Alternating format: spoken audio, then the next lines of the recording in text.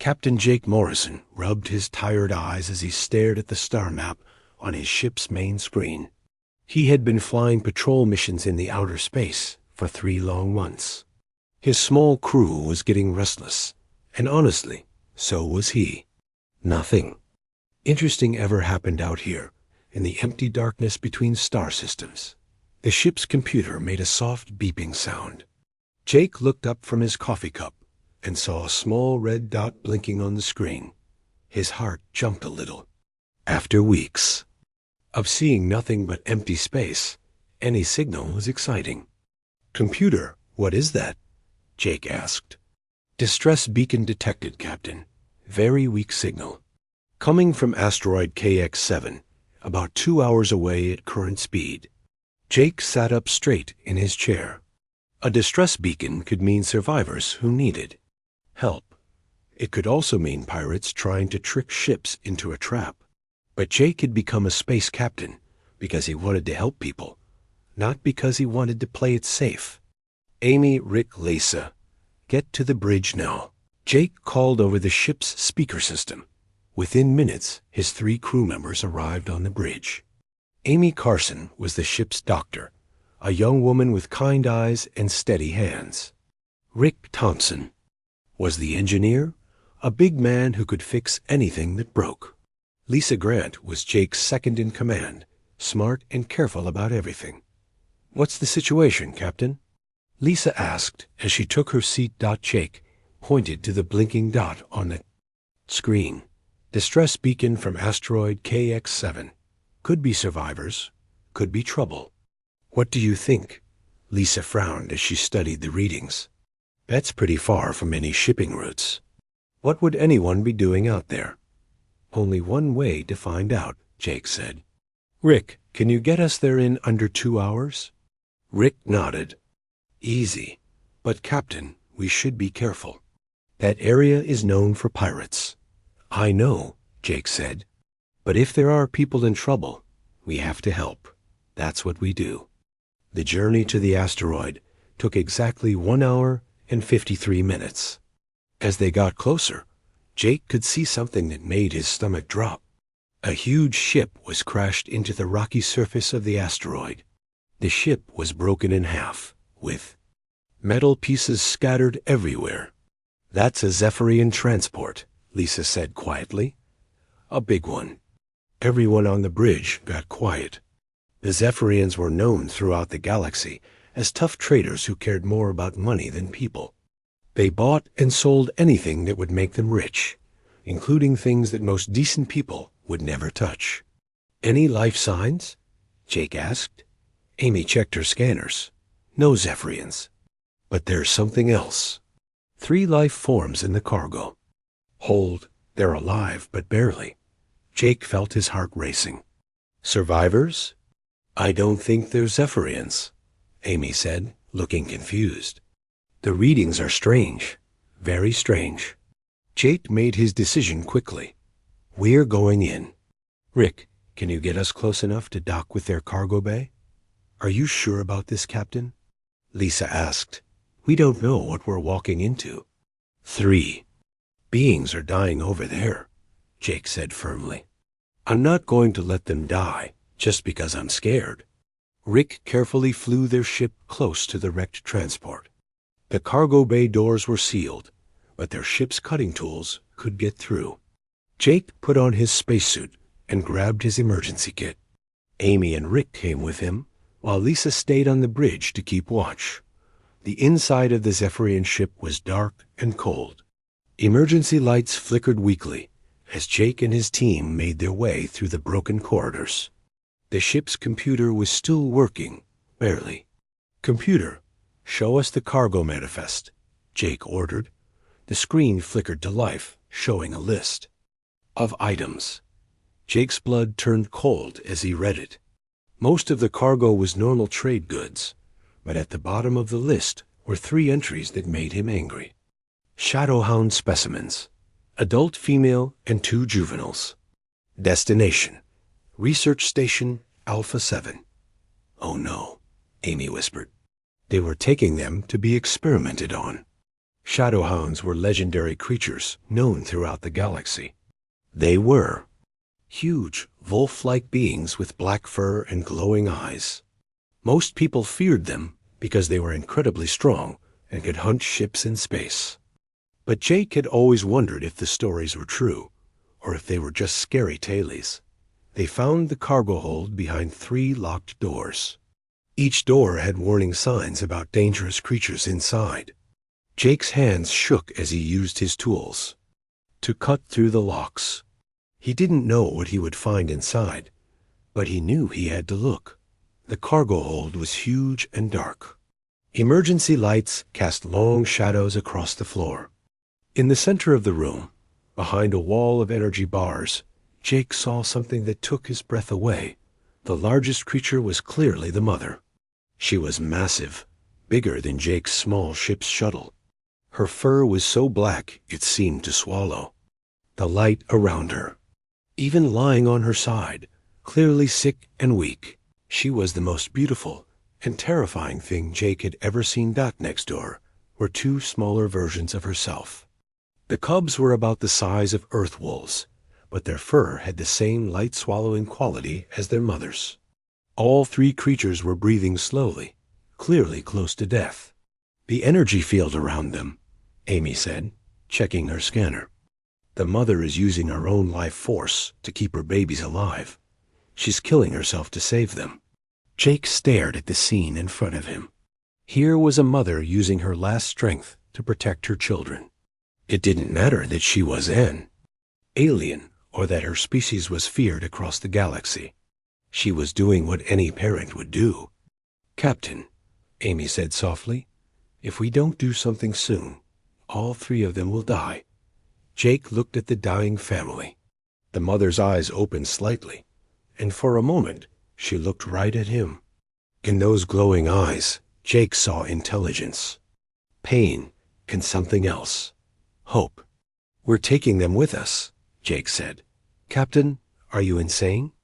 Lisa's voice crackled through the radio. "Those are shadowhounds. They're the most dangerous predators in the galaxy." "They're also a mother and her children who are dying," Jake replied. "And I'm not going to let that happen." Jake spent the next few minutes reading the ship's logs. What he found made him even more angry. The Zephyrian crew had been flying to a research station where the shadowhounds would be cut apart and studied. When their ship's engines failed, the crew had simply sealed the cargo hold and left in escape pods. They had abandoned the creatures to die slowly in the cold of space. "This is wrong," Jake said out loud. "This is just wrong." Amy was still scanning the creatures. "Captain, the mother is using some kind of bioelectric field to keep her cubs alive, but it's taking everything she has. She'll be dead in a few hours." Jake made his decision. "We're saving them. All of them." "Jake, think about this," Lisa said. Over the radio, "What if they attack us when they wake up?" Jake looked at the dying mother again. She was using her last strength to save her babies. That wasn't the action of a mindless monster. That was the action of someone who loved her family more than her own life. "Then we'll deal with that when it happens," Jake said. "But right now, they need our help." And that's what humans do. We help. Back on their ship, Jake called an emergency meeting. The 4 crew members sat around the small table in their dining room.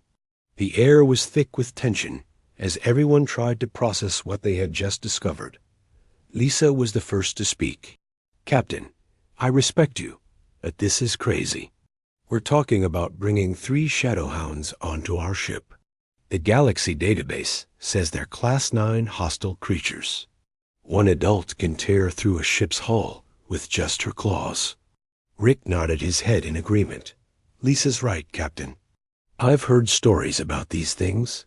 They hunt in space, tracking ships for weeks before attacking. They're not just dangerous, they're smart about being dangerous." Amy was quiet, looking at her medical scanner readings. She had been studying the data she collected from the dying creatures. "The neural patterns are fascinating," she said softly. The mother's brain shows complex emotional responses. She's not just acting on animal instinct. She's making choices.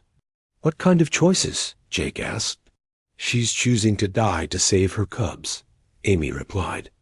That level of thinking, that kind of sacrifice, it's not something a simple predator would do. It shows real intelligence, real emotions. Lisa leaned forward. But they're still killers, Amy. Every report, every story, every official document says the same thing. Shadowhounds are dangerous. Jake had been quiet during this discussion, but now he stood up. Let me ask you all something. What makes us human? The others looked at him with confused expressions. I'm serious, Jake continued. What makes us human? Is it our DNA? Our technology? Our ships and weapons? I don't understand what you're getting at, Lisa said. Jake walked to the small window and looked out at the stars. I think what makes us human is our ability to choose compassion over fear. Our willingness to help others, even when it's dangerous. Even when it doesn't make sense. He turned back to face his crew. That creature in there is dying to save her children. She's doing exactly what any human mother would do. How can we look at that and call her a monster? Rick shook his head. Captain, even if they're not monsters, they're still dangerous. Our ship isn't designed to handle creatures that powerful. What if they wake up confused and scared? What if they attack? US by accident? Then we'll be ready, Jake said simply. But I won't let them die because I'm afraid. Lisa stood up, her face serious. Jake, I've been your second in command for 3 years. I've followed you into dangerous situations because I trust your judgment. But this feels different. This feels like you're letting your emotions make the decision instead of your head. Jake looked at each of his crew members. These were good people who had chosen to work in the most dangerous part of space because they wanted to help others. They weren't cowards, but they were scared. And Jake understood why. You're right, Lisa. I am letting my emotions decide. But sometimes that's the most human thing you can do. Jake sat back down. Look, I know this is dangerous. I know we could all die. But I also know that if we leave those creatures to die, I'll never forgive myself. Amy spoke up. Captain, I've been thinking about the medical challenges. Their biology is completely different from anything I've worked with. I don't know if I can save them. Will you try? Jake asked. Amy was quiet for a long moment. Yes, I'll try. But I'll need help. We'll have to convert the entire cargo bay into a medical facility. And we'll need to be very careful about their energy fields. Rick sighed. If we're really doing this, I can modify the cargo bay. Add extra shielding, backup power systems, emergency containment fields. But Captain, this will use up most of our resources.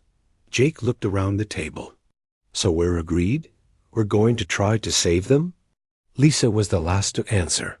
Against my better judgment, yes. But Captain, if this goes wrong, if they attack us or if other ships find out we're harboring shadowhounds, we could all end up dead or in prison. I know, Jake said. And I'm asking you to trust me anyway. The rescue operation took 6 hours.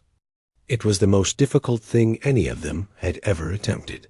First, Rick had to modify their cargo bay, adding medical equipment and energy shielding. Then they had to figure out how to move 3 massive creatures from one ship to another without killing them.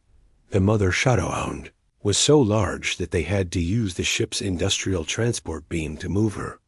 Even unconscious, her bioelectric field was strong enough to interfere with their equipment. Rick had to constantly adjust the settings to keep everything working. The cubs were easier to move, but they were also more fragile. Amy monitored their life signs during the entire transfer, making sure they didn't go into shock from the stress. Finally, all 3 creatures were aboard their ship. The cargo bay had been transformed into something that looked like a hospital room mixed with a science laboratory. Medical equipment surrounded the three sleeping forms, monitoring their vital signs and trying to keep them alive. Jake stood in the doorway, looking at their new passengers.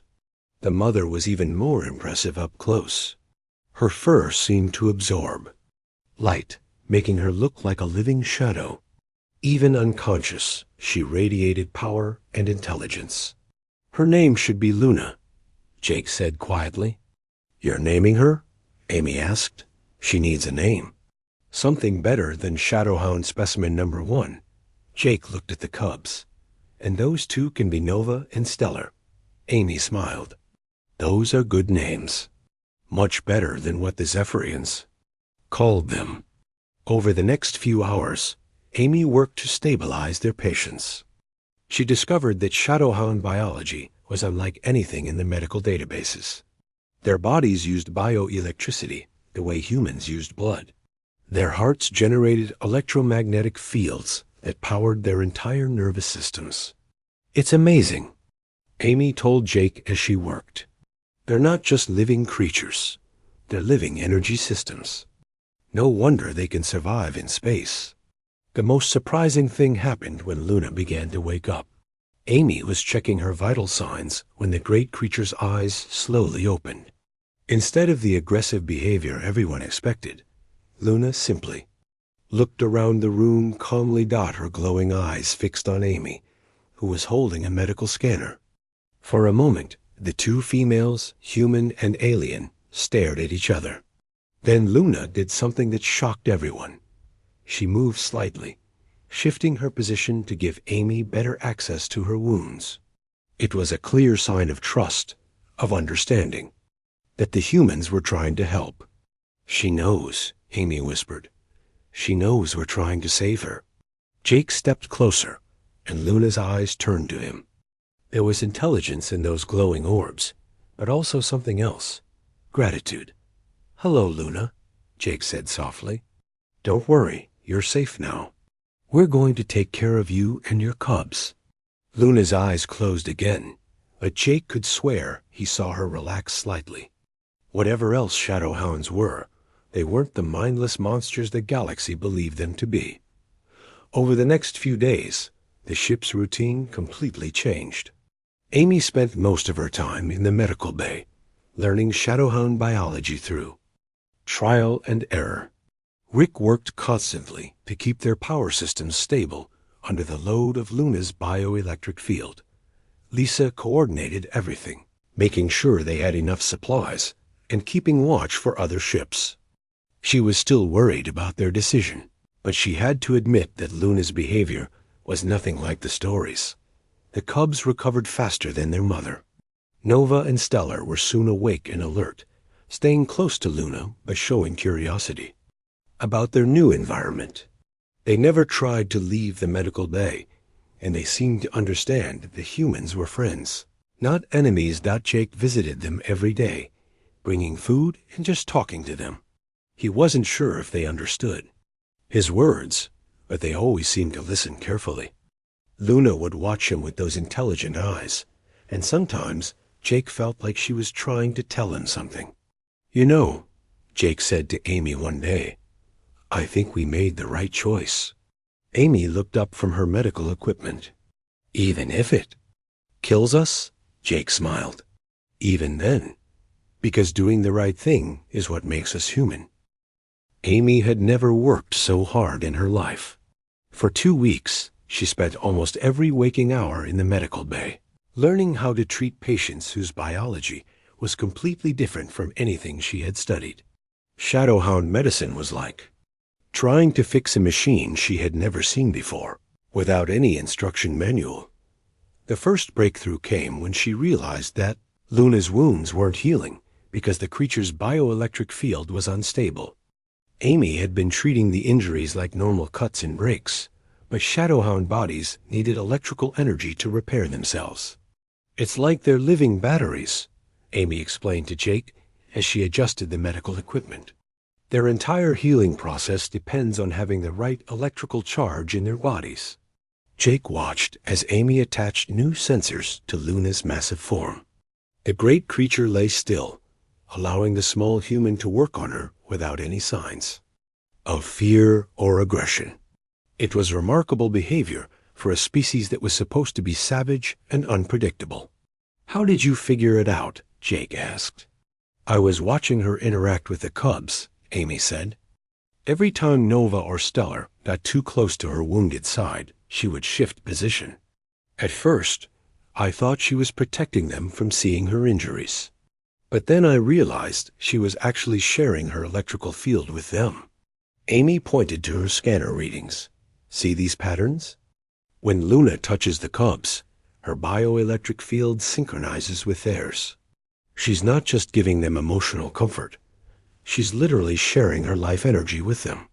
This discovery changed everything about how Amy treated her patients. Instead of fighting Luna's electrical field, she learned to work with it. She developed new techniques using the ship's power systems to boost Luna's natural healing abilities. The results were amazing. Within days, Luna's wounds began to close. Her strength returned slowly but steadily.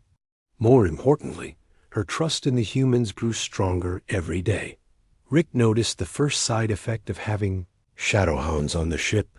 "Captain something weird is happening with our power systems," he reported during their daily meeting. "Our energy efficiency has gone up by 15%. Is that good or bad?"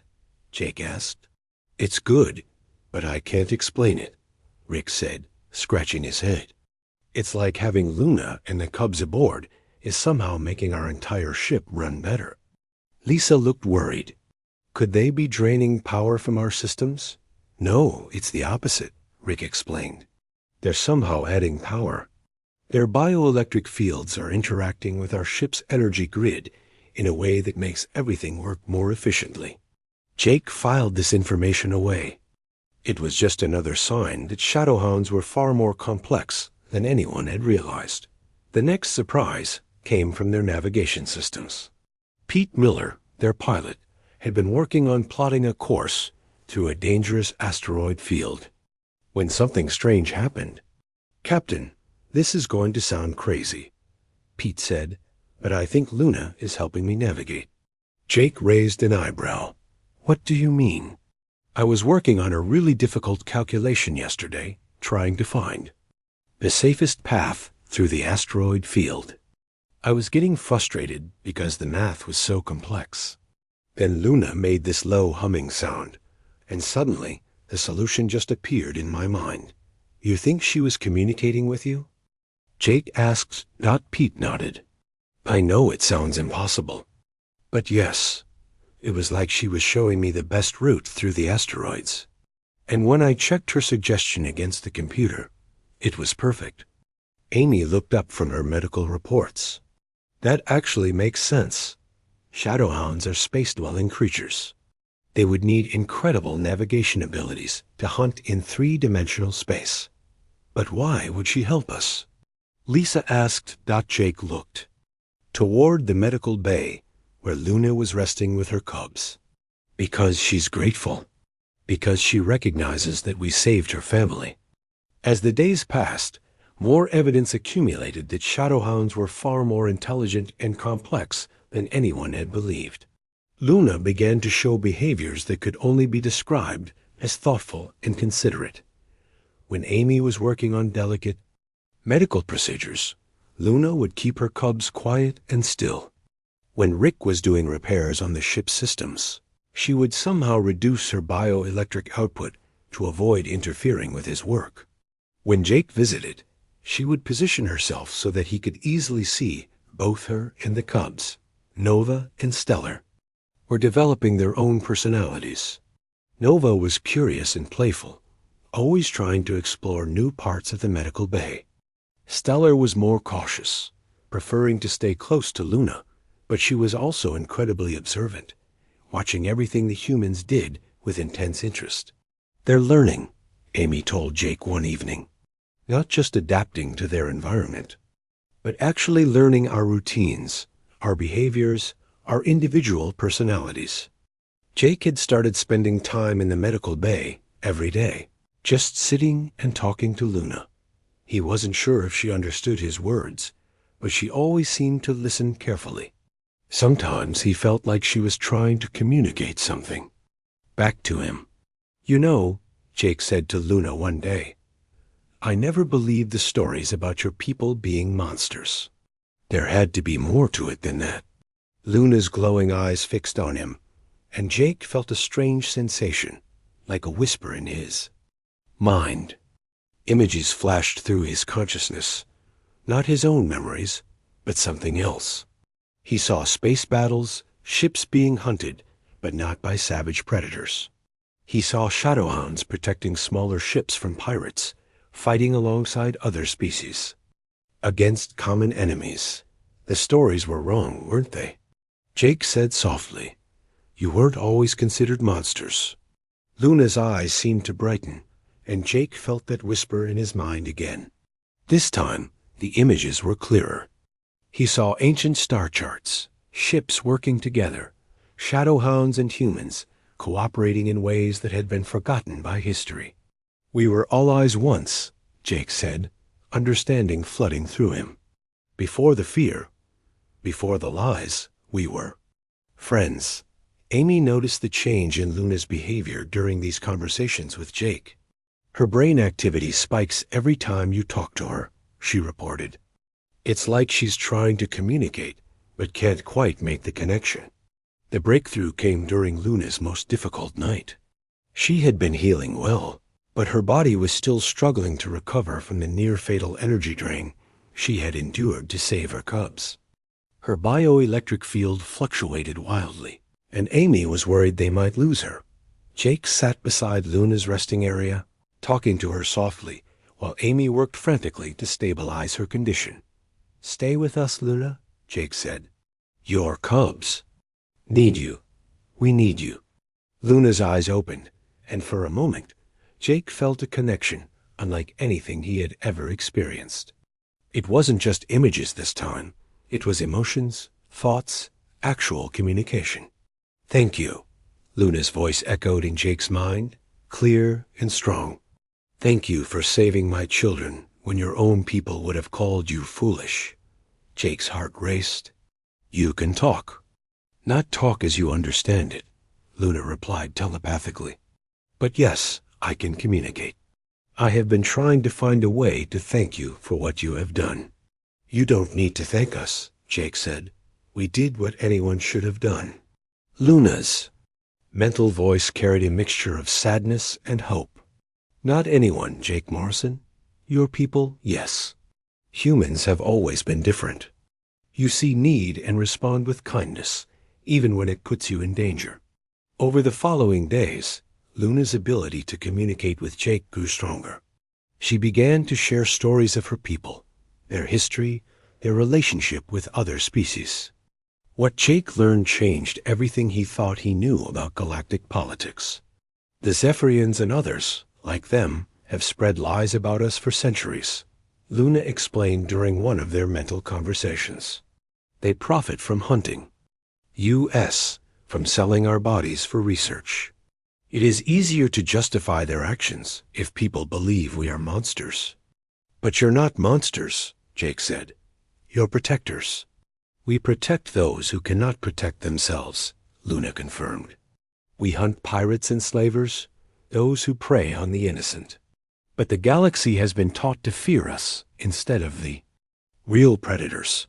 Jake felt anger building inside him. "How long has this been going on?"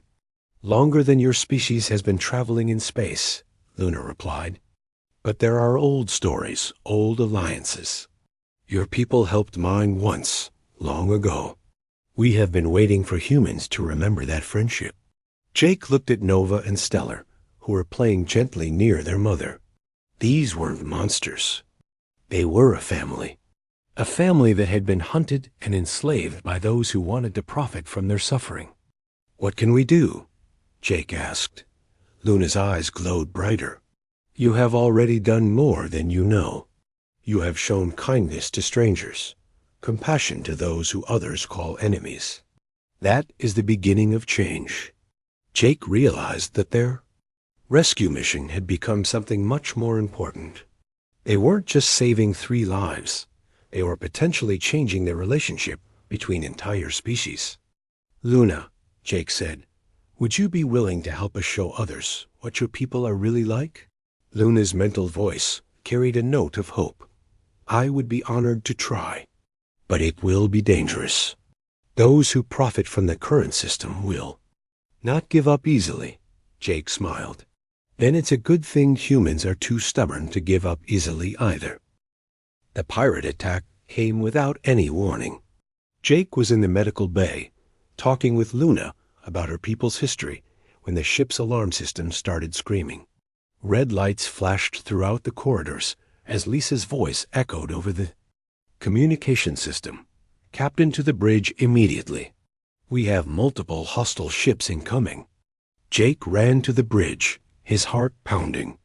Through the main view screen, he could see 6 ships approaching fast. They were sleek and black, with weapon ports already glowing with deadly energy. "Raider-class attack vessels," Lisa reported, her fingers flying over the control panel. "Military-grade weapons, full combat configuration. They're not here to talk." Jake dropped into his command chair. "How did they find us?" "Unknown," Pete replied from the pilot's seat. "They just dropped out of hyperspace right on top of us. Either they followed us, or someone told them where we were." The lead pirate ship opened communication channels. A harsh voice filled the bridge. "Unknown vessel, you are carrying stolen property. Surrender the Shadowhound specimens and we will allow you to leave with your lives." Jake's blood turned cold. Somehow, someone had found out about Luna and her cubs. "Rick, how long until we can jump to hyperspace?" "Engines are still charging from our last jump," Rick replied. "At least 10 minutes. "We don't have 10 minutes, Lisa said as the pirates moved into attack formation. "They're powering up weapons." Jake grabbed the communication controls. "This is Captain Jake Morrison of the independent vessel Starlight. We're not carrying any stolen property. We're carrying refugees who need medical help." The pirate captain laughed. "Refugees? Those are valuable research specimens worth millions of credits. Hand them over, or we'll take them from your wreckage." The first attack came seconds later. Plasma fire erupted from the pirate ships, striking their shields with devastating force. The entire ship shook under the impact, and Jake was thrown sideways in his chair, shields down to 60%. Lisa shouted over the noise. "We can't take much more of this," Jake tried to think. Their ship was designed for patrol work, not combat. Against 6 military-grade attack vessels, they had no chance in a straight fight. But he couldn't surrender Luna and her cubs to be sold. "As research specimens, return fire," Jake ordered. "Target their engines." Their weapons fired back, but the pirate ships were fast and well-armed. Jake watched in frustration as their shots missed or were absorbed by the enemy's shields dot in the medical bay. Luna sensed the danger immediately. Her bioelectric field began to pulse with increasing intensity as she felt the ship under attack. Nova and Stellar pressed close to their mother, their own smaller energy fields beginning to resonate with hers. Amy was in the medical bay when Luna suddenly stood up. The massive Shadowhound had been resting, but now she was fully alert, her glowing eyes fixed on the corridor leading to the bridge. "Luna, what's wrong?" Amy asked, but then she felt it too. A strange sensation, like electricity in the air. Luna's. The bioelectric field expanded beyond anything Amy had seen before. The lights in the medical bay flickered as raw energy began to flow through the ship's systems. But this wasn't random electrical discharge. It was controlled, purposeful. "Bridge," Rick stared at his instruments in amazement. "Captain, our power levels are spiking beyond anything I've ever seen. Where is this energy coming from?" Jake felt it too, a strange tingling sensation, like standing in a thunderstorm. But more than that, he felt something in his mind.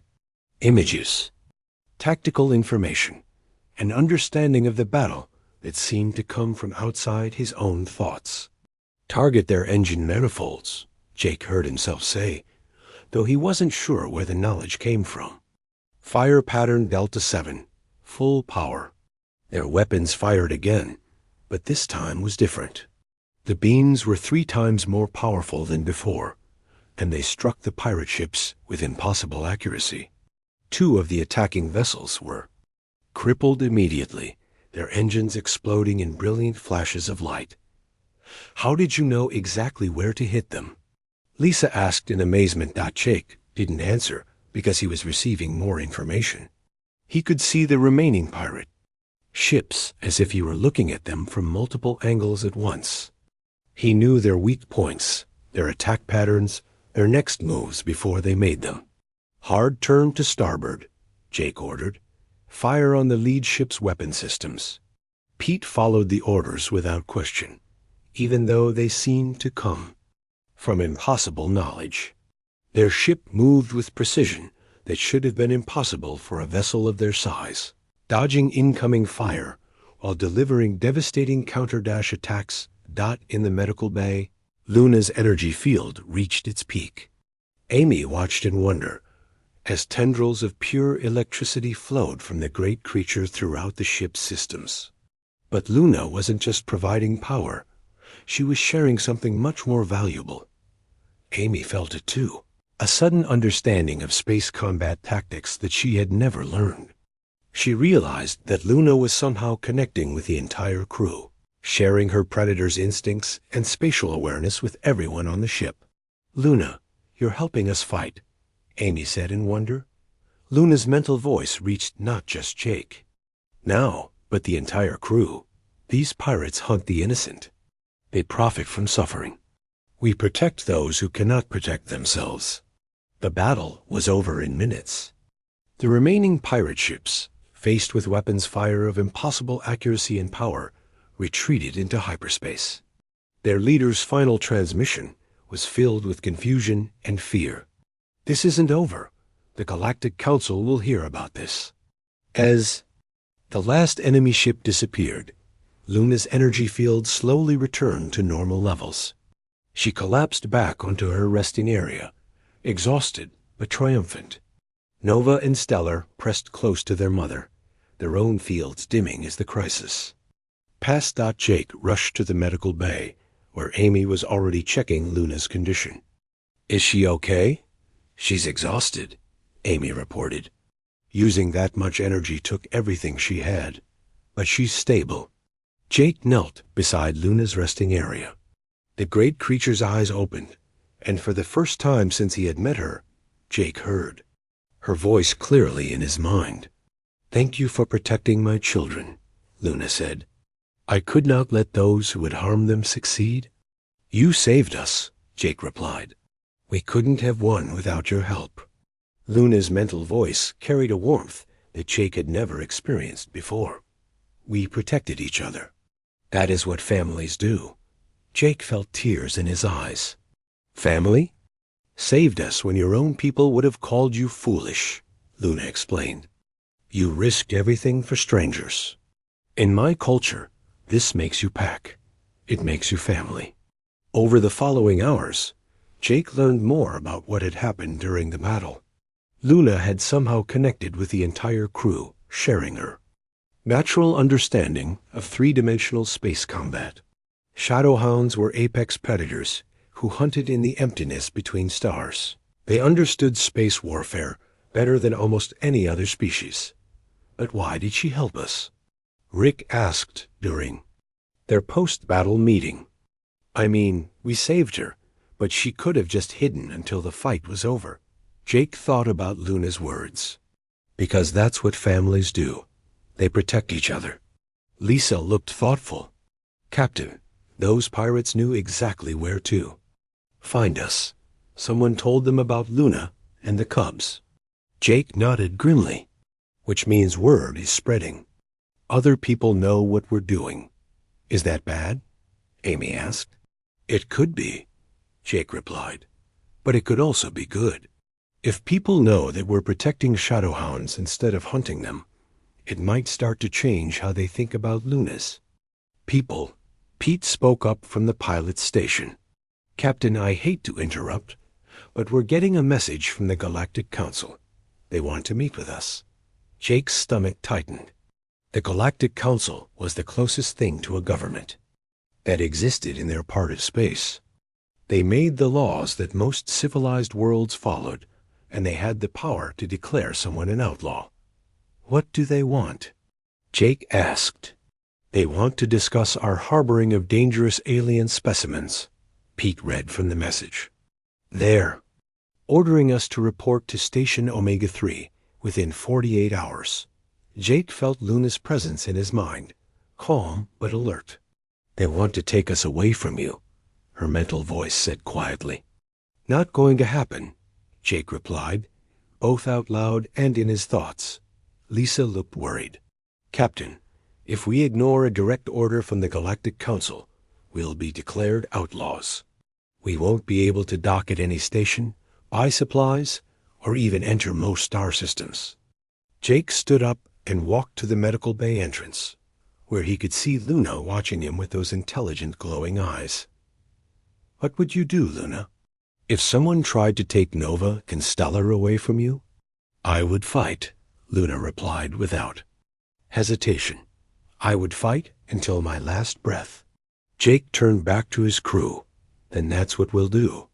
We're going to Station Omega-3, but not to surrender. We're going to make them listen. Amy looked confused. Listen to what?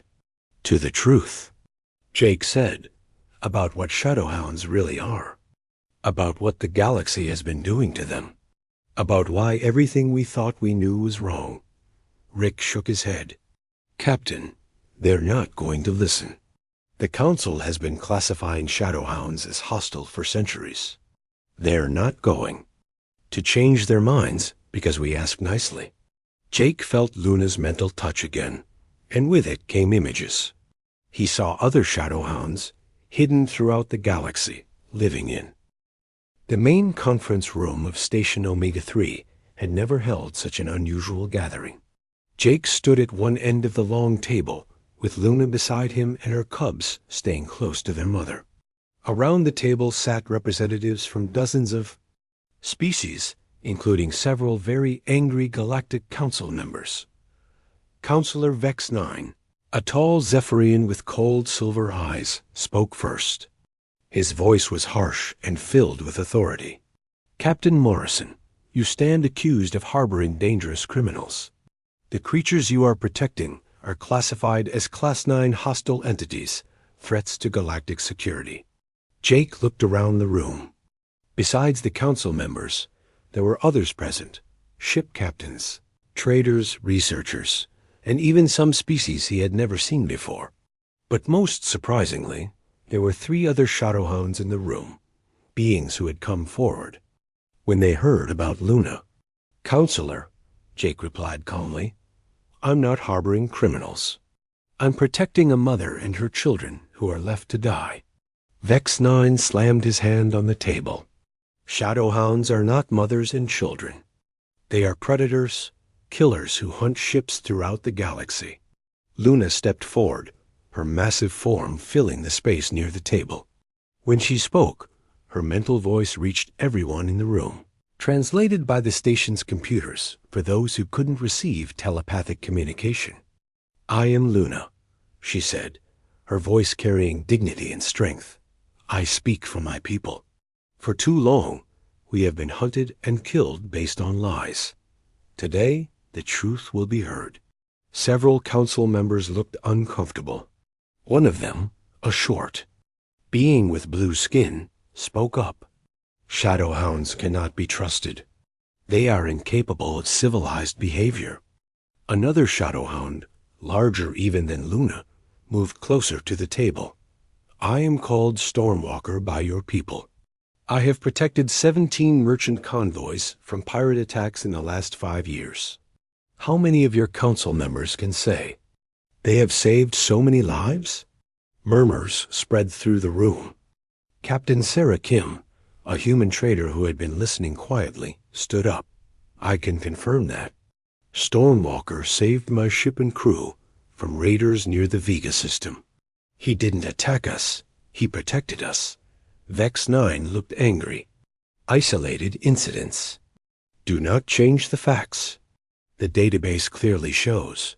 The database shows lies, Luna interrupted. Lies created by those who profit from hunting my people. Jake stepped forward. Counselor, I've spent weeks with Luna and her cubs.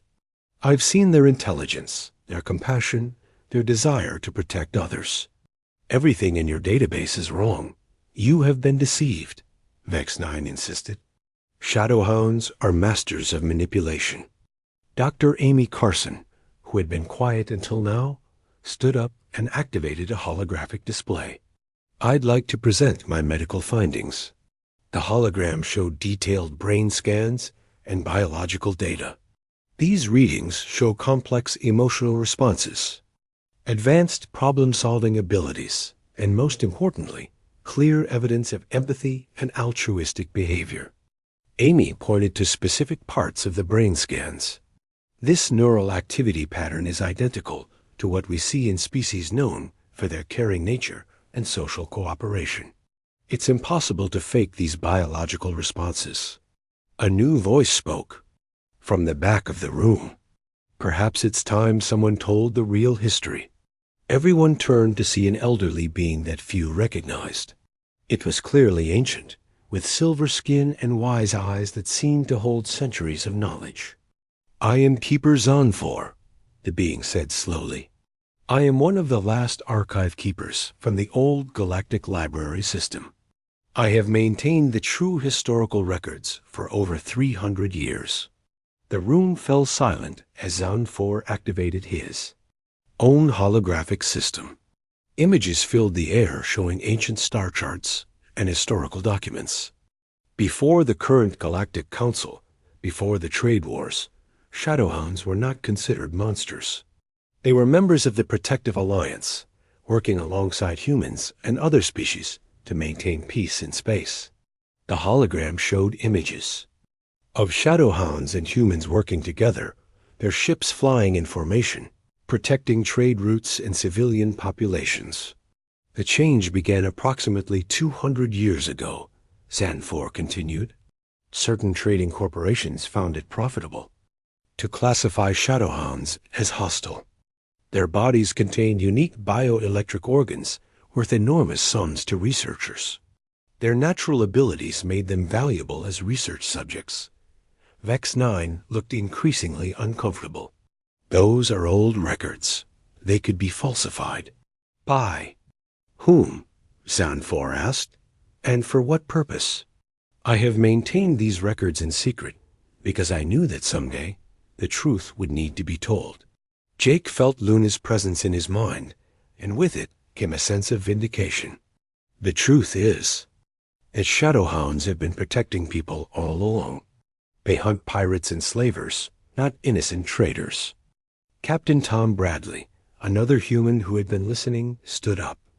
I've been flying cargo runs for 20 years. Every time I've encountered Shadowhounds, they've either ignored me completely or actually helped me. The only people who seem to have problems with them are smugglers and pirates. More voices joined in, telling similar stories. Traders who had been protected, pirates who had been stopped, civilians who had been rescued. A picture began to emerge of Shadowhounds not as monsters, but as guardians. Counselor Vex 9 tried to maintain control. Even if some of these claims are true, Shadowhounds remain dangerous. They cannot be allowed to roam free. Luna's mental voice carried a note of sadness. Dangerous to whom? To pirates? To slavers? To those who would harm the innocent? Yes, we are dangerous to them. That is our purpose. Stormwalker stepped closer to the table. We do not ask for freedom to roam. We ask for the right to exist, to protect our families, to serve our purpose without being hunted like animals. Jake looked around the room, seeing the faces of beings from across the galaxy. Some looked convinced, others remained skeptical, but all were listening. What are you proposing? Asked Counselor Lin 7, a more reasonable member of the council. A new agreement, Jake said. Recognition of shadowhounds as sentient beings with rights. An end to the hunting and experimentation. In return, they offer their services as protectors and peacekeepers. And if they abuse this trust, Vex 9 demanded, Luna's cubs, Nova and Stellar, moved closer to their mother. Even though they were still young, their intelligence was obvious in their glowing eyes. Then judge us as individuals, Luna said, as you would any other species. Do not condemn all humans because some become criminals. Do not condemn all Zephyrians because some become slavers. Judge us by our actions, not by lies told about our nature. The debate continued for hours. Arguments were made, evidence was presented, and slowly opinions began to change. The truth was undeniable when presented, clearly and completely. Finally, Counselor Lin 7 called for a vote. All in favor of recognizing shadowhounds as sentient beings with full rights under galactic law? Jake held his breath as the votes were counted. It was close, but the truth had won. By a margin of just 3 votes, the Galactic Council officially recognized shadowhounds as sentient beings. Vex 9 stood up angrily. This is a mistake that will cost lives. No, Luna replied calmly. This is a correction that will save lives. In the months that followed, everything changed. Shadowhounds emerged, from hiding throughout the galaxy, seeking sanctuary with humans and other species who welcomed them. In return, they offered their unique abilities in service of peace and protection. Luna became the first Shadowhound ambassador, working with Jake to establish new protocols for interspecies cooperation. Her cubs, Nova and Stellar, grew up among humans and other species, becoming symbols of the new Alliance dock pirate attacks, dropped dramatically as Shadowhounds resumed their ancient role as protectors of space lanes. Trade routes that had been dangerous for decades became safe passages. The galaxy became a more peaceful place. Jake was promoted to Admiral and given command of the new Interspecies Protection Fleet, with Luna as his advisor and partner. Their friendship became legendary throughout human space, proof that understanding could bridge any gap between species. Years later, when young cadets asked Jake why he had risked everything to save 3 alien creatures, his answer was always the same. Because that's what humans do. We see someone in need, and we help. It doesn't matter if they're like us, or completely different. It doesn't matter if it's dangerous, or if people think we're crazy. What matters is that when someone needs help, we're there to give it. Luna would always add her own thoughts. And that is why humans will always be welcome among the stars. Because you understand that strength without compassion is just cruelty, and that the greatest power in the galaxy is the power to choose kindness over fear. The Shadowhound Alliance became one of the strongest forces for peace in the galaxy, built not on conquest or profit, but on the simple human principle that Jake Morrison had demonstrated that day when he chose to save a dying family instead of leaving them to perish in the vast darkness of space. Where fear and hatred had once ruled, a new light began to shine. It was the light of understanding, of cooperation between different species, and of the kind of stubborn human kindness that refuses to let anyone suffer alone. And in the end, that made all the difference.